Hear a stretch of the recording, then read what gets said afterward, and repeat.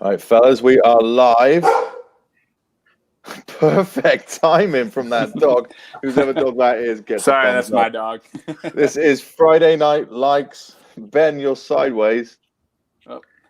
This is Friday Night Likes on on American Hammers TV. This is the show where our guests compete for likes. I have a thumb. The thumb denotes a like when these guys make interesting points or something remotely funny. So let's quickly go around and see who we got tonight. Ben, we'll start with you. Ben, who are you? Where are you? What are you drinking? How do we follow you on any form of social media? Ben Hughes from St. Louis. Drinking Schlafly Oktoberfest. It's a local beer. It's delicious. Well done. You can follow me personally, Instagram, Twitter, at BPH189. I am terrible with posting stuff. I just like to stalk other people. But then you can also find St. Louis Hammers at, I think it's just at STL Hammers. Great. Jason from Crystal Lake. Hello. Thank you for having me on. Today is my, the day after. So I really appreciate the time. What was the question again? Who are you? What are you drinking? It's probably the tears or blood of your opponents. Where are you? I'm Jason from Crystal Lake, as you can read. I like the blood of virgins from summer camp. That is incredible and disturbing at the same time. John. Where's my like? That was a good answer. Gotta give it time, man. You gotta slow play it. You're a slow burner. John. Hi, John from Philadelphia. I am drinking a mysterious liquid inside of a canteen. And that's that, I guess. Lovely. I'm John Nolan, your host. I'm drinking a homebrew, which is one of my own saisons. Go me. You can follow me on the thing that says there on screen. But with that, let's get into it. So let's talk about West Ham. Poor performances. They've been leading some speculate that players on loan should be recalled. So if we were going to recall a couple of players, who would it be? Cullen, Diangana, or Hugo are all out on loan at the minute. Who would you want to see back at West Ham? John, let's start with you. I mean, if there's anyone, it has to be Diangana. I mean, I don't see anything out of the club where they think Cullen's gonna really come and make an impact. And the same with Hugo. It seems like they're desperate to get rid of him, and Diangana gives us the one thing we were desperately crying out for, which is pace. Anderson, he's coming in and out of games right now, and so we've been pulling him early. So I feel like Diangana would give us another option in one of those attacking positions. Yeah, that's a good point. Jason. Diangana. I like him. Actually, I think he'd work for West Ham. I really don't like him because he's fast. I can't catch him. I was wondering where you were going with that. Ben. Yeah, I guess I'll jump in that boat. I'm also with if we had to recall somebody, I would say Diangana for sure. That said, though, I don't think recalling somebody from loan is going to solve that problem. Let Diangana have his good season at West Brom. Let him have a good season. Let him get some confidence, and then compete for a spot next year. We played him a little bit last year. And he didn't do, he was fast, yes, and he showed some promise, but he didn't do anything spectacular. So why prevent him from having a great season elsewhere just to bring him back to, just fill in a spot until, Antonio's back or people find their form? So, go ahead.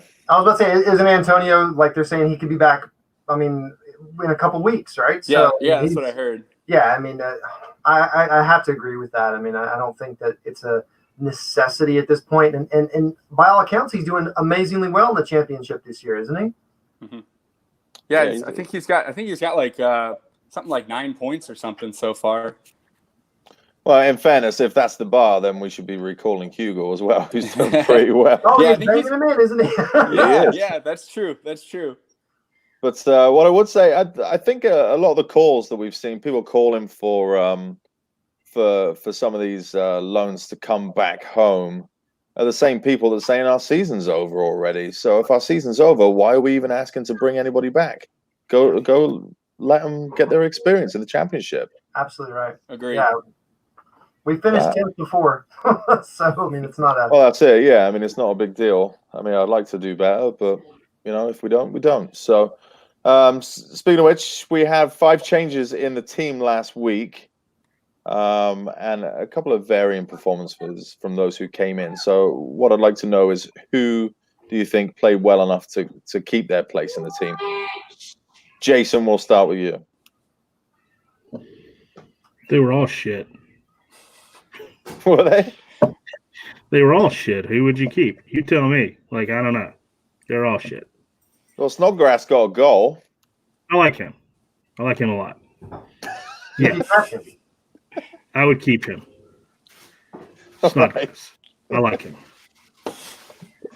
Ben. He's good.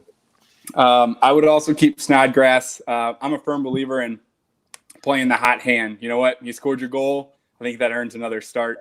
I would also keep I'm a big Fabian Balbuena fan. I liked that partnership that him and Diop were starting to form before he got injured last year. I know Pellegrini wants that left-footed center back, and I get it. And Ogbonna is actually, I think he's played pretty well so far this season, so I don't think he should necessarily lose his spot. But I would like to see Balbuena get some more playing time. John. I started off the same as you, Ben. I thought that Ogbonna was the wrong decision. But that being said, you got to put him back in. He's done enough this year. I feel like it was incredibly harsh to drop him, unless there's something going on that we don't know about. Maybe he needed a rest. Maybe he's got a niggle he's carrying or something. But it's incredibly harsh to drop him for all the hard work he's done. He's been one of our best players this year. So I think he walks back into the team, and I love Balbuena. The big thing is we have to have Fredericks back. We can't have Zabaleta out there trudging around on the pitch. I mean, I love him. What a consummate professional. What a man. But, I mean, you put an 18-year-old, against him, and the guy's gone. So, I mean, I think that's the biggest hole we have to fill. And it's wonderful that we're giving Zabaleta some playing time. But I think we're learning we don't have the luxury to really mess around with the team on a regular basis. We're going to drop points. So what do you see as how is this week's game different from last week's game, John? Well, now the pressure's on, isn't it? I mean, I really think that we thought, we're going to walk in here and we're going to, we're going to play this newly promoted team, even though we have history with them. Pellegrini doesn't care about that. He thinks we're going to come in here and this is where we're going to get 3 points, and we still didn't. We only got 1 point. So we're going up against a Newcastle team that is doing much better than everyone anticipated. When they made that managerial change at the beginning of the year, everyone said, "Oh gosh, they're going to be relegated again," but they haven't been. They're not playing like a relegation team. They're tough. They're hard to beat. In fact, there's a lot of things that I wish we were. In a lot of ways. I mean, you put any stiff resistance against our midfield and we fold. So I think we need to play to the best of our ability, and we got to go in there and we got to be ruthless. Ben.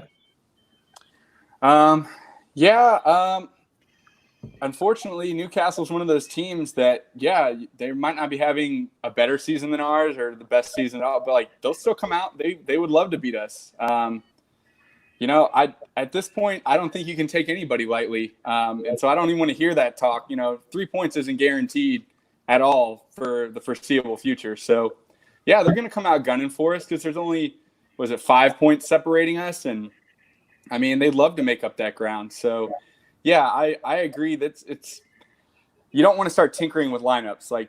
Get to the guys that have been playing well. I agree. Yeah, we definitely need Fredericks back. And, it's going to be tough this weekend. I definitely can see us winning, but I could also see us losing too, unfortunately. Yeah, that's too many weekends are like that. Jason, what murderous comment do you have? They can be resurrected. They can come back. Once you think they're gone, they'll come back. It happens. It works for me. It'll work for them. You are quite in character tonight, I gotta say. Let's move on to the next question. So, it's Halloween. At least for most of us. Jason probably looks like that every day. Which current player do you think gives away the best Halloween treats, and why? Ben, let's start with you. All right, so I kind of thought about this one a little bit deeper. For best treats, I would say it's probably got to be like Rice or Diop. They're kind of younger guys, so they're like, oh, I'm gonna full size candy bars. They got good paychecks for young guys. Full size candy bars. They want the kids to be happy, but they're also like leaving the bowl out with the sign because they're out at a Halloween party. They're not sticking around their house to hand it out. And then I was thinking, like probably Zabaleta and Noble are the dads with the drink cart taking the kids around the neighborhood. Pellegrini is the one handing out apples and notebooks and pencils. And Fabianski's always hawking some energy drink on his Instagram, so I'm sure he's probably just throwing that in the kid's pillowcase instead of candy. Jason. Rice Krispie treats. Rice. Declan Rice. So Declan Rice is handing out Rice Krispie treats. Is that right? Yeah. Like, that's like the biggest no-brainer of all time. If he didn't, it'd be a shame. It would be. John. You guys are all wrong. It's Antonio. Everything is Antonio. If you guys not follow him on social media, like, in fact, I have no idea what he would do or what he would give. And that's the beauty of it. He's going to come in. It could blow up in your hand. It could be the best treat you've ever gotten. It could be from some far place in the world. But Antonio is clearly the best person to give you anything if it's a gift, and you may regret it, but it's going to be great. Antonio for sure. It's. I was thinking to myself earlier today because he was announcing, how soon he may come back, or Pellegrini was announcing how soon he may come back. He has been so much more active on social media since he got injured, and a part of me doesn't want that to go away. Did you see him scaring the kid, man? Yeah, it was incredible. Oh my God. The man I love the guy. You got to say, and he's got that funny sense of humor. I would also think Antonio would probably be the guy that sets out some kind of booby trap for a kid to come up on the doorstep, and he just gets, like a rope around his leg and hung upside down. That's cartoon style. So on the other end of the spectrum, though, seeing all those Carlos Tevez masks last week, almost the ugliest man on the planet, really scared me. So who is the scariest player West Ham have ever had? And Jason, we'll start with you. Polnatovic, Marco, he's why? Crazy. He made me have nightmares at night because he's crazy. Like, I mean, really, you look at him and you're just like, in a minute he could snap. I can't deal with that kind of drama in my life. The guy's nuts. It's scary that there's Chinese guys that fear him. Like, he could eat somebody right now. Like, the guy's scary. He's a monster. Excuse me. He's a monster.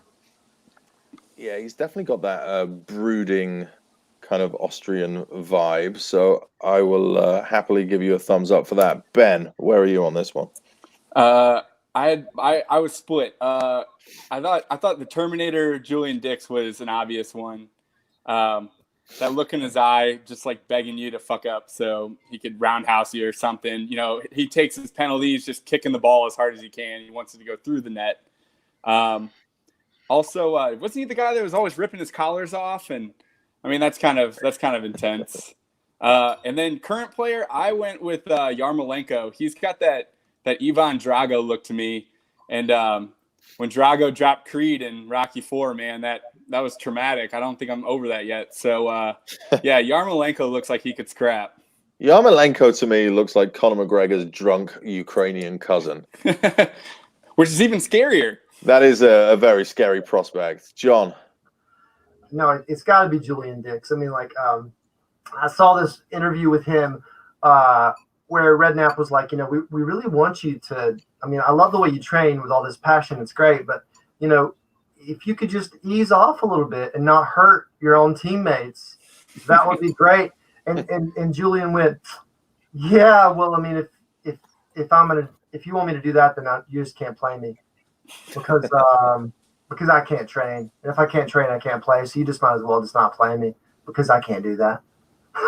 And they were like, oh, okay. Well, never mind then. Because he just went through people. He just, whatever, I can't do this or this isn't right. Julian Dix didn't have that. He played one way and he played it, and he was terrifying. Even his own teammates were scared of him. But I actually am going to go with a weird one for a current player, Mark Noble. And the reason is because who else would drag their own fan? Good point. Solid point. I still love that, and then some of our supporters had a hard time with that, and said that Noble was harsh and he should never treat his own fans that way. You run on the pitch, man, you deserve whatever you get, because those guys have no idea what you're going to do. You could be crazy, you could be, wearing a hockey mask. So, you really, I applaud Mark and also, just kind of worship him in general. So, he's my. What was that match like 2 years ago where he didn't even think twice and he got right up and pogged his face? That was amazing. Oh, dude, yeah, he doesn't care. Yeah, well, a couple of moments, whatever with Man United especially. That East End thing where he's just like, it doesn't matter. It's crazy wins, right?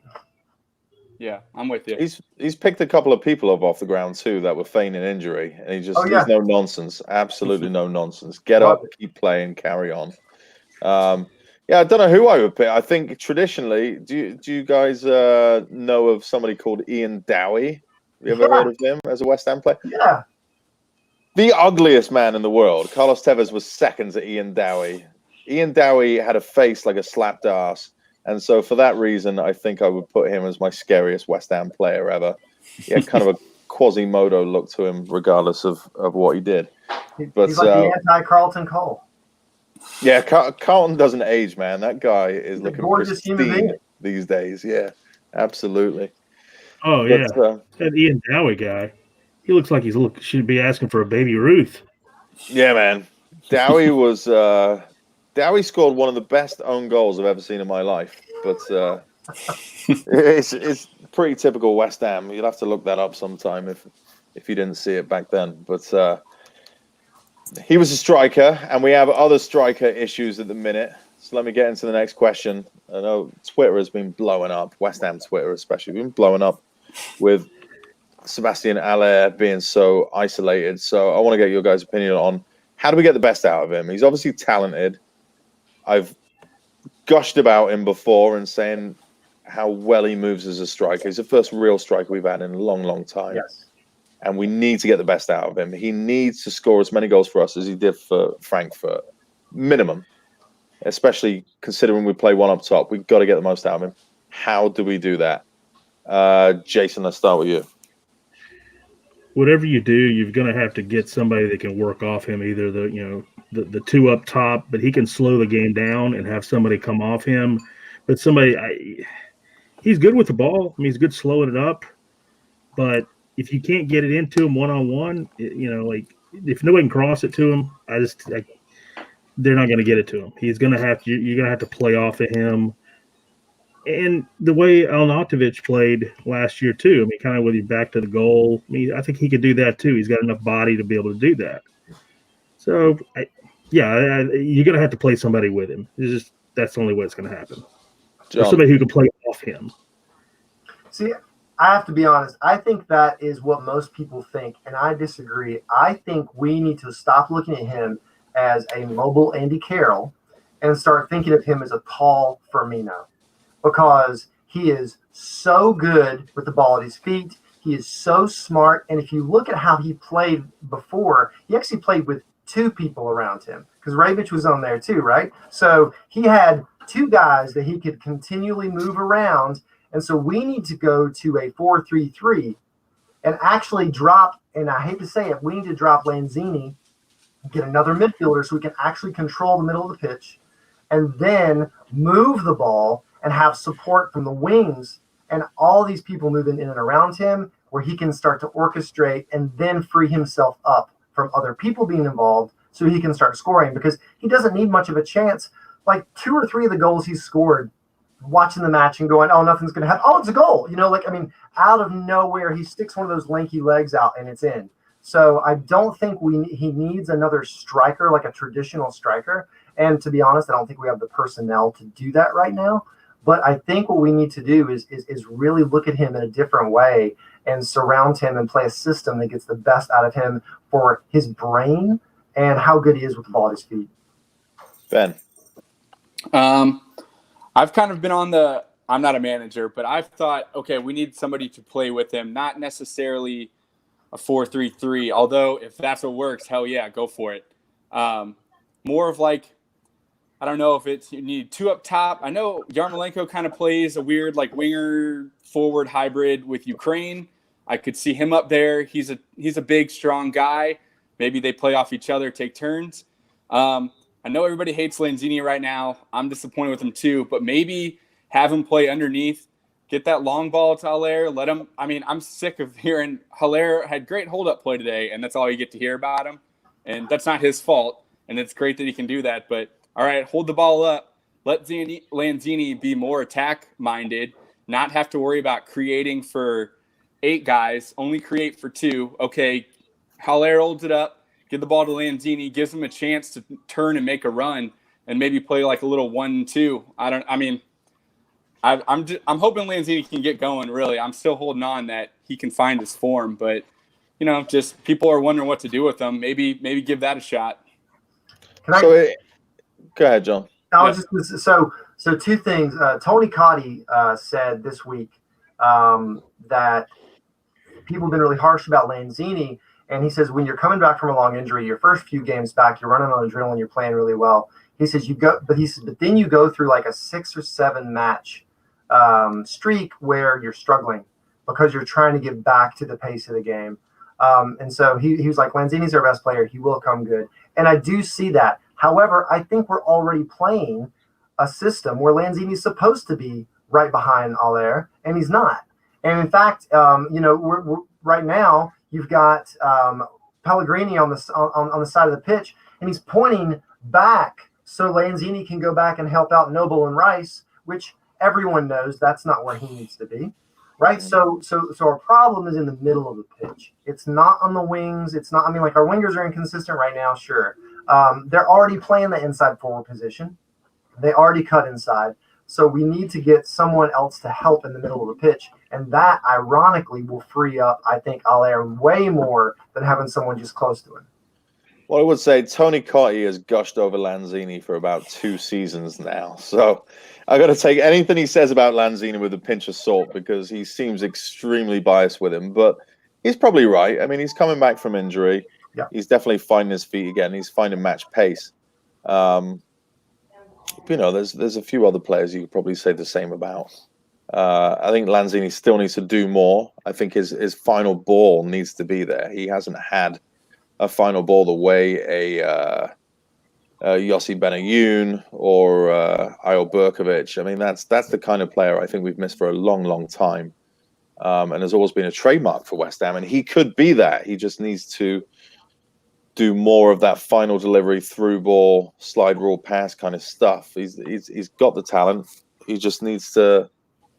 I don't even know what it is. I don't know if he needs more time on the ball, but he needs to stop going east-west and start going north-south. But we've talked about this, and it sounds to me a couple of you have some issues here with the formation. So what is the best formation? How can we get the most out of the type of players that we have at West Ham? Is formation the issue that we're dealing with right now as to why we're not winning these games or scoring enough goals? Jason? Formation doesn't matter if you're running. If you're playing, it doesn't matter. If anything, some way to space guys out a little bit more, but if you don't play with passion, doesn't matter what you play with. Ben? Formation wasn't really the issue when we were winning games. Now that we're losing, suddenly it is. I think it's just execution. You have guys that aren't playing well right now, and that happens. It sucks that it's this early in the season. Maybe they got complacent, They didn't start the season with 4 straight losses, so they're we're pretty good. We don't need to be desperate yet. I know, like John said, with Lanzini's injury, it does take a while to come back. I think Allaire will figure it out. I think Fernals will finally figure it out. He needs to put on a little muscle, but he's got the skills. So hopefully he gets a little bit more playing time here and there. I think it'll come together. Antonio comes back. It'll come together. I don't think formation's the issue right now. John. See, I think we're looking at formation and we're just assuming the same players play. But I think formation determines the players that play. And so we're talking about Lanzini, and to me, this is all the same issue because, sure, we want to give Lanzini time. We want to get him back into the team. That doesn't mean that he should start every single match, that we should carry him while he comes back from injury. And this entire 4-2-3-1 system is dependent on Lanzini in the middle pulling the strings. And he's not. He's not Mesut Ozil. He's not even Mesut Ozil when Mesut Ozil isn't playing for 5 days. So I think what we really need to do is look at where we are now, and we're not doing is we're not pressing and we're not showing for the ball. And if you don't press in this league, and if you don't show for the ball and give options to pass, you're not going to win matches. It's that simple. And so if we have Lanzini in the middle, we can't press in the middle.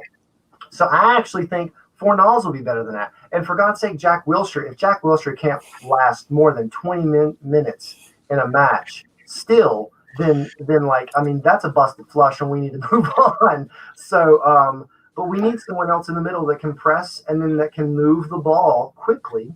And then, because the ball moves quicker than we do, Yarmolenko has been carrying us now for weeks. He is slow. It doesn't matter. He's smart. The ball will move faster. Jason, go ahead. If West Ham players were in Friday the 13th, Jack Wilshere would be the first one I get. He'd get himself. He'd trip and hurt himself running away. He might. Low-hanging fruit, boys. Low-hanging fruit. I like him. And when he came on, was not last match, but the match before, terrible match. Anyway, he came on for like the last 15 minutes, and I thought we improved. When he's on and when he's moving around, he's a beautiful passer of the ball. I can see why Pellegrini likes him. But again, if he's not going to be anymore, but the last 20 minutes of a match, it just doesn't matter. Yeah, I think they may be holding him for a cup player if we ever go on a frigging cup run. But you could slot him in where Noble plays, but who knows what's going to happen. To go back to your other point, I was surprised that Fornals got dropped, to be honest. I think that he had done enough, or at least shown enough improvement in the 2-3 games in a row that he finally got, that I would have kept Lanzini on the bench for a little while and make him work towards that position. But I tend to agree with you, and you made 2 points there that I've generally said when I play football, and unfortunately I still play football and drag my fat ass around a pitch every Monday night. But make the ball do the work, right? You always want to make the ball do the work. And generally, football is a pretty easy game. It's finding the open man. It's where is the open person to give the ball to. And if you can follow those 2 principles, generally, you should outperform your opponent. If you can make the ball work, the ball's faster than the man. Come down here. Jason, who's there in the background? I didn't know you were married. Mama Voorhees. Thought she was dead. Oh dear. It's all good. We will appreciate watching the children get disciplined live on YouTube. It's fantastic. So let's move into our final question tonight. We're wrapping up on time here. So we've got a very serious one now. Our opponents this weekend, obviously, are Newcastle. Everybody knows a lot about the barcodes. Nobody generally likes them apart from people in Newcastle. They think they're great. I'm going on a diatribe here. They think they're a big team, but it's easy to be a big team when there's only one team in your town. Their supporters are famous for punching a horse in the face after being so upset at a loss a few years back. I think it was an FA Cup game. So in that regard, What is the largest or most ferocious animal that you think you could take in a fight with only your bare hands? Jason, we have to start with you. I don't know what to do with my hands. I don't know. I do know this. If Mark Noble was a spirit animal, he'd be a honey badger. Honey badger don't give a fuck. He certainly doesn't. Ben. Well, I don't really want to fight any animals, and especially if there's no trainer. Like, I mean, what was that person punching a horse and then running away, or sticking around? It was a police horse. Yeah. Okay, yes, I'm sure they didn't just let him have free reign. He went somewhere. Yeah. Say, weren't you Philly guys punching horses and stuff when? Don't worry about it. Yeah. Say. Don't worry about what we do. You tell me how that worked out up there. No, like I mean, even birds, man, will fuck you up if they get pissed off. So yeah, I'm all about self-preservation. I'm not looking to hit any animals. John, somebody's got to give me an animal here. What can you take on? Magpie in it. I mean, we're coming up against take a magpie. Newcastle, and no, but it's got to be Andy Carroll, right? He's the scariest. He's a huge man, but he's got a weak spot, his ankle. So I reckon if I could get after Andy Carroll's ankle first, I got a good shot. But he's got reach on me, so I got to worry about that. I imagine he probably won't play this weekend. He will get injured in the warm-up. But you could take that. Andy Carroll, potentially an animal, potentially a jackass or a donkey. Me, I'm going to go with a medium-sized goat. I think I could take. You got to sweep the leg and just ground and pound. That's how you got to do it. I haven't thought of this at all. So that was the last question night. It looks like we have a winner. This was, again, very close, apart from Jason, who murdered himself with his answers. And we have John is the winner. You got 14 points. Right. Well done, John. So now the floor is yours. You can complain about something, go on a diatribe, make people finish their drinks, call yourself out, or whatever you want to do. The floor is yours, John. Well, I forgot to tell people how they can follow me on social media, and everyone's going, no, we don't want to. No. It's Johnny Attero, Attero, both on Twitter and on Instagram. But honestly, I think I've diatribed a lot tonight. I mean, that's probably why I got some points. My only thing is I think we can turn a corner this season still. I really do. I feel like, 4 matches ago, I thought, here we are, we're finally making something happen. We're really changing the culture of this club and what it's about. And then we West Hammed it again, like it's just like every time, like my dreams, right? I mean, we say it every match and it happened again, but I still think, as frustrated as I am with Pellegrini and some of the decisions he's making, he knows so much. He's done this at so many clubs. We have to stick with it and we have to believe that something is going to happen. And even if we finish, if we finish in the top 10 this year, I think we need to accept that that's still progress. Because, a club like us, usually we have one great year and then we're back to 17th again. So, we steady progress is really, it's not sexy, but it's what we need. Great point, John. I will add to that. When was the last time we thought about relegation since Pellegrini's been around? And the answer is 0. So that alone is progress in West Ham's term. 100%. Thank you, everybody. Really appreciate you joining us all tonight. Thank you all the guys in the chat room. And everybody that's going to watch not live. What are you doing? Watch us live, first of all. But thank you for joining us not live. Make sure that you follow American Hammers TV. And we will see you all again next week on Friday Night Lights. So come on, you Irons. Come on, you Irons.